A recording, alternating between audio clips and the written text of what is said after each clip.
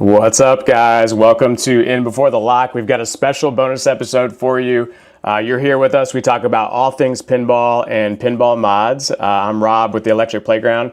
Davey is off today. He's building an army of Godzilla buildings right now. But we have Colin Alsheimer from Kineticist and This Week in Pinball. Welcome, Colin.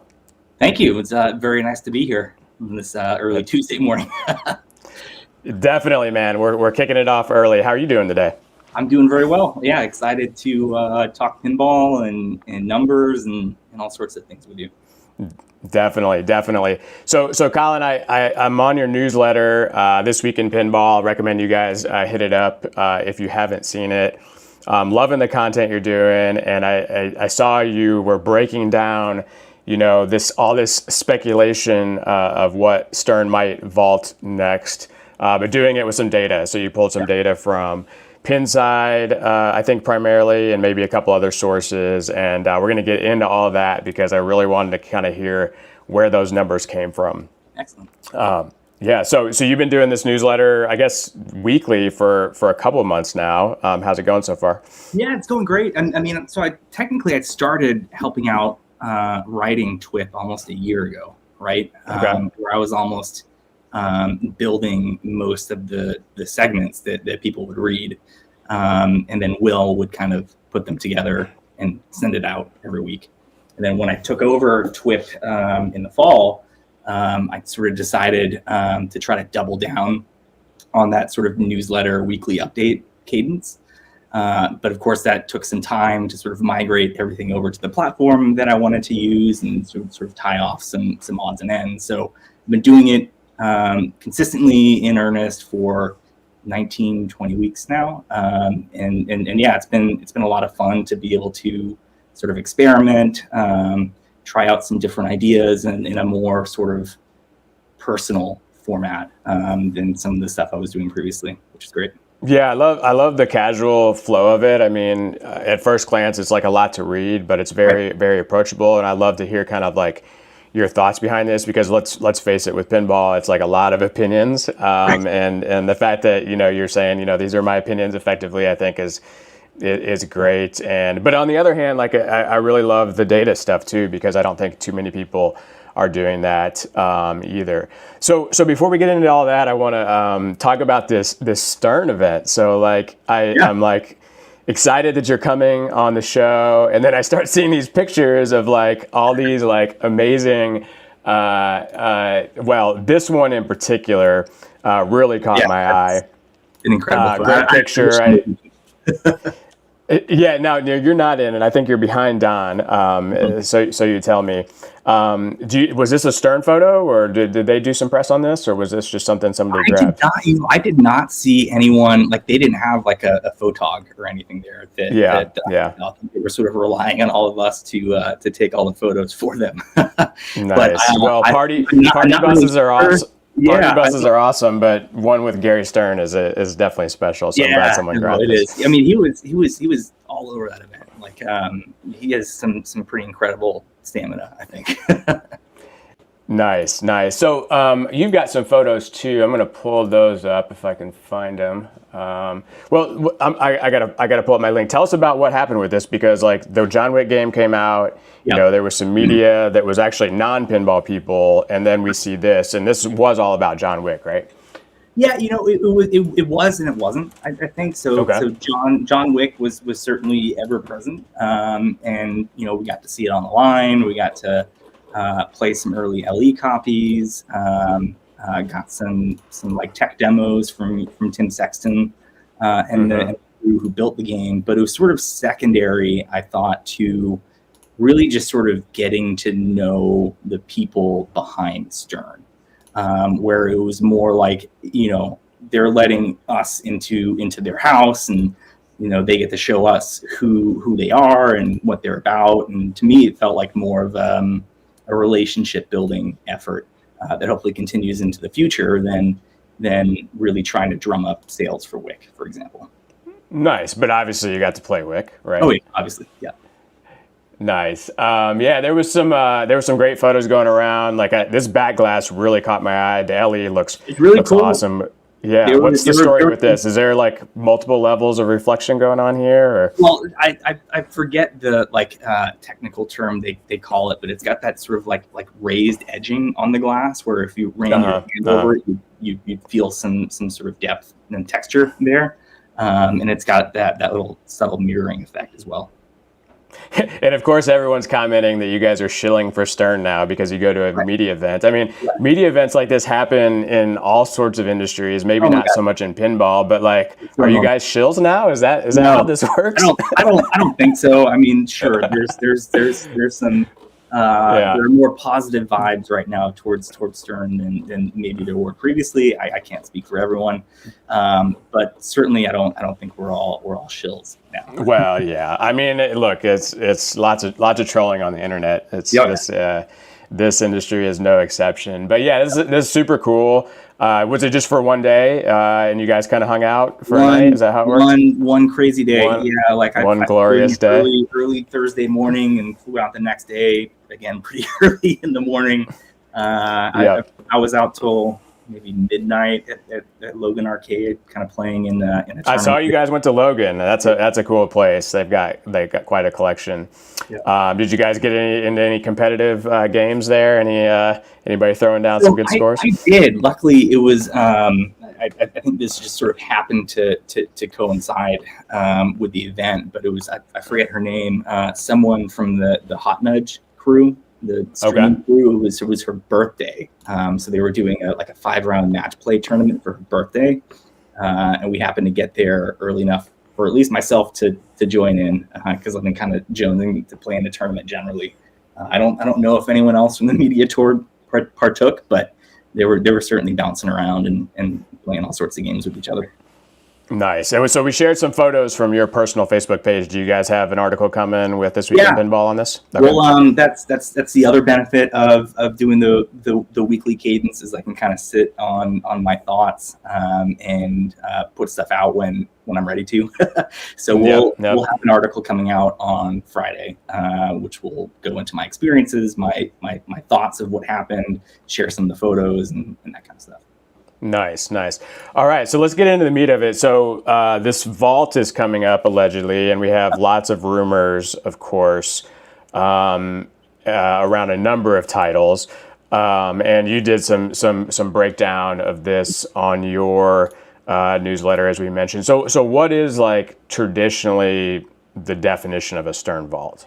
Yeah, so my understanding is essentially bringing back a title where the primary or the first production run is over, and they want to bring it out to the market. Sometimes it's been done with some different art, I believe. I think what was it? Spider-Man had the comic art. AC/DC. There's so many different versions of AC/DC, but I think that was the Lucy maybe. So it had some different art as well. But the gameplay, I think, was largely the same for both. So the idea is they're bringing it back out of the vault. Is that essentially there's more demand enough to do another run of it, and it seems like they tend to at least tweak a few things to make it materially different for the buyer of the vault title versus the buyer. Right, and so we had like the Star Wars comic edition, right? We had the new Spider-Man. So like Stranger Things coming back recently wouldn't have been considered a vault. It was just like surprisingly back into production. Those ones are kind of weird because I think technically Stranger Things did go out of production. Like I think that production run ended and they brought it back. No changes. I think that was sort of a weird thing in terms of like market timing and when people got a chance to play it. And of course the big aspect of this is like the license, right? So like we've heard the number 3 years quite a bit. That's a pretty standard licensing thing. We've got a case with Jersey Jack, which they're pushing Guns N' Roses because the licensing is about to expire allegedly. So a lot of the titles you're covering are like clearly by all practical standards outside of the original licensing agreement. So this would be a little bit different around the titles that are being speculated, which the primary one is Metallica. Right. I think. So let's break this down a little bit. So you provided us a lot of information. I think one of the first ones was this like demand ratio indicator. So tell us about kind of how this was derived. Yeah, so I've got this data set, right, that I've been working with. It sort of pulls together numbers from Pinball Map. They have an open API that really anyone could tap into and do the same thing if they wanted to. It's awesome. And I combine that with so it's the number of games on location, confirmed games on location from Pinball Map, and then the number of games in home collectors collections as pulled from Pinside, right? And then sort of combine those two together to sort of get a representation of the supply, right, of any one particular title that's on the market, and then compare that with at least a proxy number, right, for demand for a specific title, which is the number of wish list ads on Pinside. And you sort of compare those things together and to come up with what I'm calling a demand ratio. So in that list, for example, it basically says that for every one game of Tron that's on the market currently, there's at least 1.57 worth of games of additional demand that's not being met by current supply. Interesting. Okay, so like, did you filter out like anything that wouldn't qualify as a vaulted title for this list? I did. So I took off like the home pins, for example, because the numbers are just so low. Like they actually, in terms of looking at just the demand ratio, they're actually pretty high. But we're talking like, maybe hundreds of units versus thousands. Yeah. Yeah. And let's talk about the board system. Like, why is that important? So we're on Spike 2 now. We had Spike 1. Basically, any machine that has Insider connected, starting, I think, with Aerosmith. Yeah. Now, at least, is Spike 2. Right. Why do these board sets matter in terms of the possibility of them vaulting these titles? Yeah. So I'm not an expert here, but I can attempt to answer too if you're not. Yeah. So like the way I understand it as a sort of non-engineer, non-technical person is that the board sets are sort of like the operating system of the game, and to go back and sort of remake a title on a new board set, like you have to sort of re-engineer and re-architecture a lot of stuff, and that gets harder to do the further back you go in the technology, right? Yeah. So you look at go ahead. No, yeah. So I think the key thing here, and sorry to cut you off, we've advertised this as 25 minutes. We're going to try to keep to that for folks. The key thing here is the screen. I mean, I think that's the non-technical thing is like, is it a DMD display, meaning like not full motion video, or is it a full motion video? And Spike 2, at the very least, maybe Spike 1 was the first to have that. And that has never happened as far as, we know. Well, it hasn't happened. There's never been a vaulted title where they went from a DMD to a full motion video display, right? Yep. And as we go down here, so I know wish list ads on Pinside, right, was a big factor in this.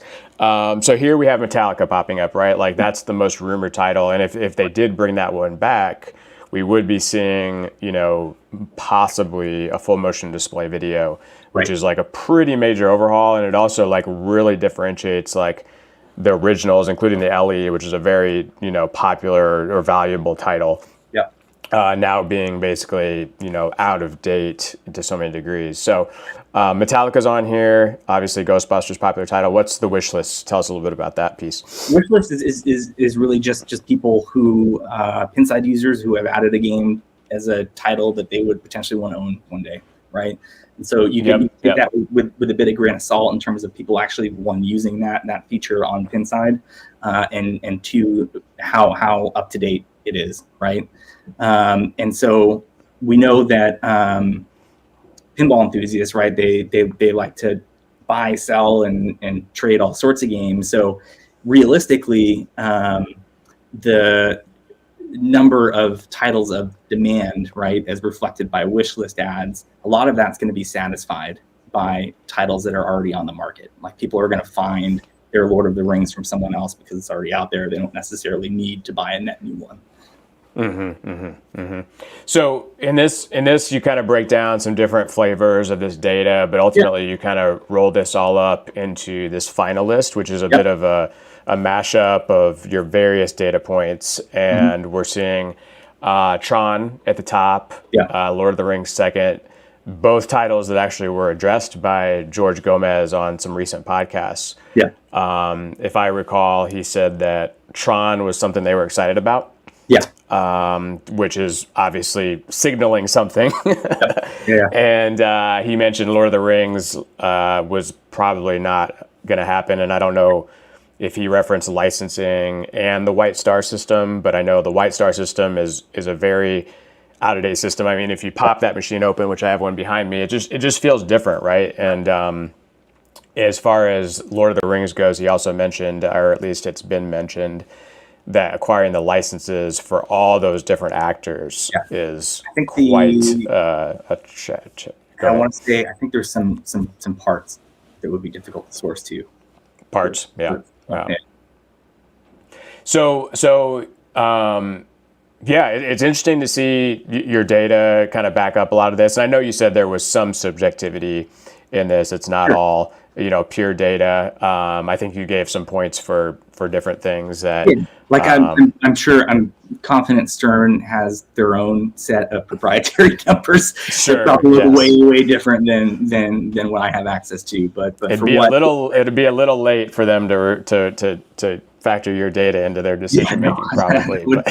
You've already covered these angles, but yeah. So Tron and Metallica are the big ones. Why do you think that? We've got all sorts of rumors going on. I think Knapp came out with an article just yesterday talking about Godzilla Black and White, which we can talk about a little bit, and then reaffirming Metallica. Why do you think that, is there anything out there rumor-wise that's backing up this Metallica claim as far as any further?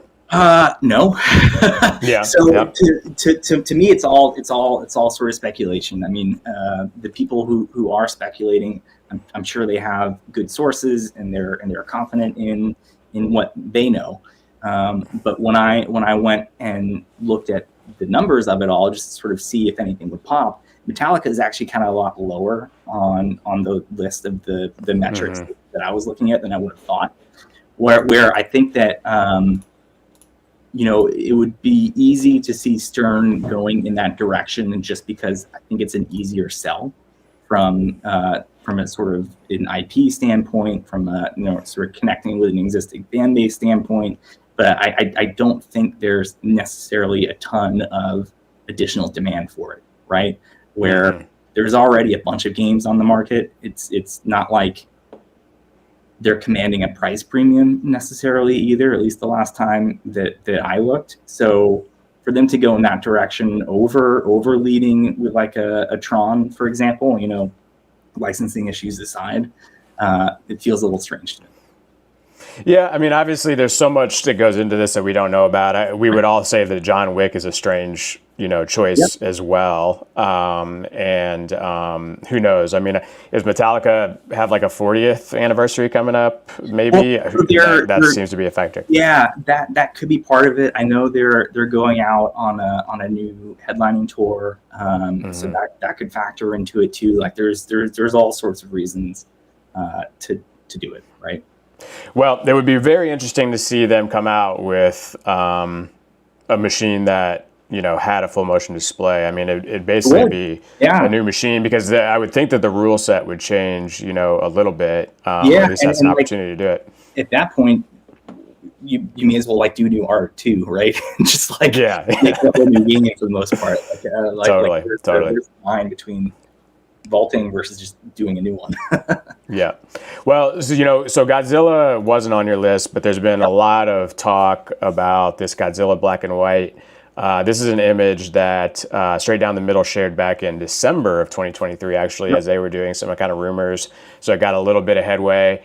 And then more recently, we've got Kineta claiming that 100% it's coming in July. Right. I'm excited about it. I mean, I think it's interesting because, Stern has said we're not going to be doing any more of these LEs like they did with Jurassic. This wouldn't technically, I don't think, be a vault because it's still in production. But it is the what is it, the 75th anniversary for Godzilla? So yes, 75th. I feel like just as a general observer of these things, as you start to see these rumors get kind of coming up on multiple sources. Like this, there may be some truth to this. It's just to dial in. Yeah. Where there's Yeah. smoke, usually there's fire, but you never know. Yeah. Do you own Godzilla? I do not. No, I enjoy playing. I do not own one. Yeah, I mean, as an owner, it's interesting because, so like with Jurassic, you know, you had this like better LE come out. It was limited to 500, and you know, the investment speculation side of pinball in general. I mean, you know, if you're a huge fan of that intellectual property, you want to have the best version of that machine based on your own opinion, and it could be frustrating to kind of see, you know, these things happen. I know, like we were talking about in the pre-show, like I have my Bond LE.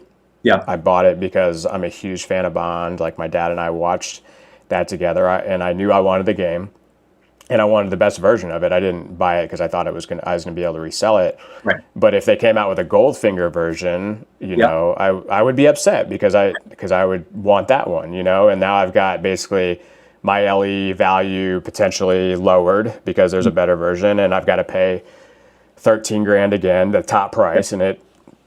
In today's market, it's worth $1,000, $2,000 less the day I buy it. Probably the case with the Goldfinger LE too. So yeah, this one's going to be interesting because Stern has said we're not doing LEs, and this might not be limited from a number. There might not be a number on it, but it would definitely be possibly better than the LE. Yeah, possibly. Like we talked about this briefly in the pre-show too. I tend to look at it because it is still on the line. It's more like what they did with the Star Wars comic editions, where they put out new, I think, premium trims with comic themed art, right?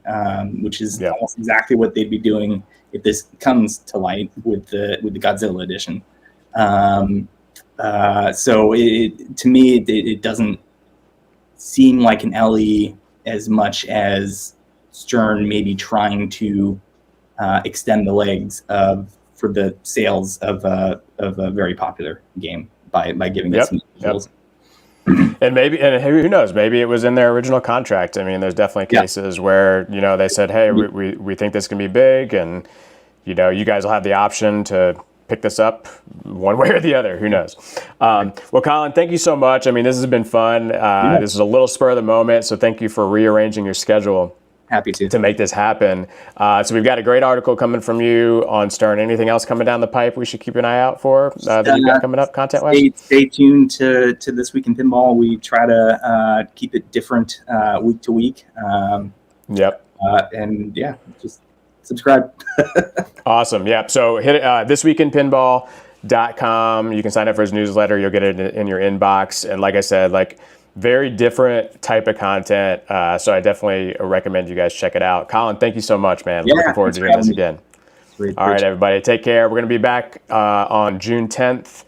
And we'll see you then. Have a good day, all.